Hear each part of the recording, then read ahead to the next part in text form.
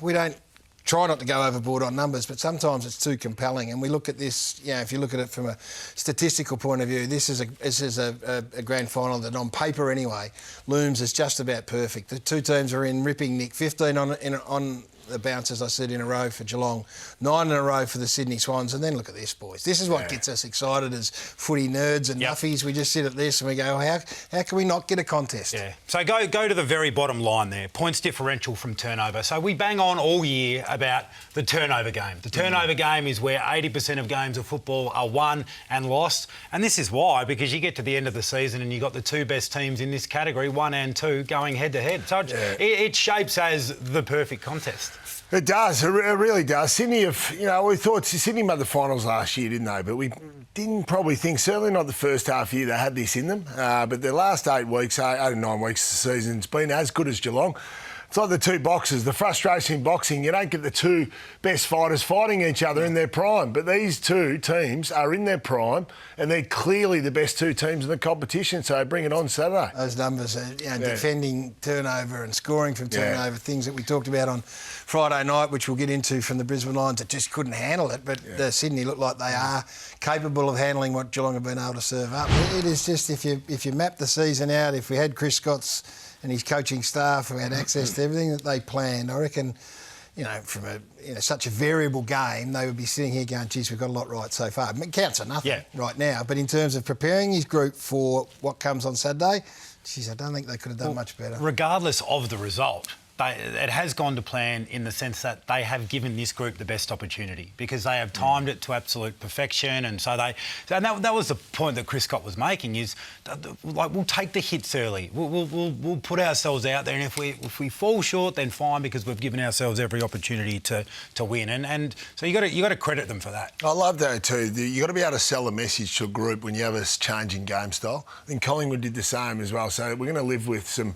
vulnerabilities. If we turn the ball over, we may get scored against. Our defenders will be exposed a bit more one-on-one, which we don't see as often in this day and age. But the coach would have sold that to the players. So, boys, we'll live with that. That's okay. We know there's going to be some teething problems to get our game going throughout the season and set us up to win a flag. The irony of all that is that they have taken it on, they have been bolder and have been more vulnerable behind the footy, but they've been better. Their turnover game. And so I want you to talk about this, both you guys here. So people sitting at home are going, why are you banging on about turnover so much? We can give you all the numbers, and the numbers tell a great story, because this just doesn't happen. That's through the season. It gets even better in the last 6 or 8 weeks. It's up around 30. Well, just quickly too, there's twice as many turnovers than there are stoppages in a game. So that's why we bang on about it, guys. And this is a club that's doing it number one on both sides of the footy. So number one for defending and number one for attacking. They've always been great at defending it. And let's have a look at what it looks like. So keep De Koning in mind there. So he's on the far wing. So Geelong right now, they're in control of the ball. This is where they're a little bit different. They try to take the game on more through this part of the ground, but at times can make them vulnerable. So you turn it over. Little bit of pressure to sort of tidy it up. All the while, what you're doing right now is you're buying time. So Brisbane get it. Most teams score from this situation, but who was that man on the far side of the wing? It was De Koning. So their ability to get numbers quickly back in line with the ball is the reason that they're the best team in the competition at defending turnovers, because they always start from that position of having that extra number, and having that +1. It's not just one group who, their backline's responsible for defending turnover. No, it's a whole of club. You can see the work of the half-forwards and the mids there. They're the ones that bought the time for De Koning. They stay connected well. The benefit of being at the ground the last few weeks is we see how connected the half-forwards are to the wingers, to the half-backs. So they all work in unison together. And that helps with experience. They've been around and been together for a long time, so no doubt the chemistry is there. But you've got to behold together and have the symmetry for finals that stands up under pressure. When you've had Tom Hawkins as your figurehead, who's won the goal kicking, I think, 9 years or 10 years in a row down there, whatever it is, you can be forgiven for going, OK, he's the man. Peripheral players then become just that, a little bit peripheral. But you spoke to Joel Selwood over the weekend? Yeah, we did. We spoke to Joel on radio, and he basically said that if you've been playing half forward for Geelong, well, then you would just stand and wait for the ball to get kicked into Tom Hawkins, and you didn't really have a role to play on offence. So let's hear from Joel. To be honest, if you're playing high half forward for us the last couple of years, it's a really tough position. when we move the ball extremely slowly and then go in and kick it to the tools.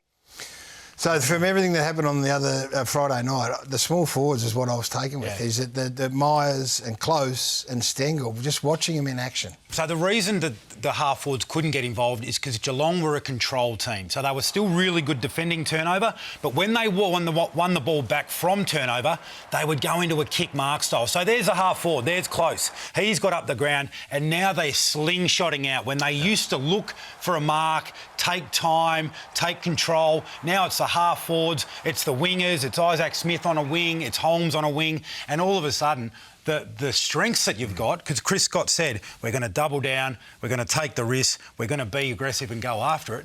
Well, you play to your strengths because you've got Dangerfield in front of the ball. You've got Rowan, you've got Hawkins, you've got Cameron, you've got Stengel. You've got all these dangerous players that you're giving the best chance to score in one-on-one situations. So, and then all of a sudden, you talked about Hawkins and we've talked about Cameron, and Rowan's had his moments and Danger can go forward. Look at these ratings from the weekend. Yeah, small forwards. That's gone to plan. You know, you want to bring the half forwards into it. Have a look at that. Well, what it does too, it encourages the forwards to run, the half forwards to run and get involved and that's get creative. That's a game rating Absolutely. for everyone, by the way, not just small forwards. That's for the whole game. Yeah, and that'll challenge Sydney. Because, Sydney's got some really good running defenders, but that'll challenge them as to whether they can, they might be able to run with them, but can they defend them? Say Florent, Lloyd, Blakey, those types. Yeah.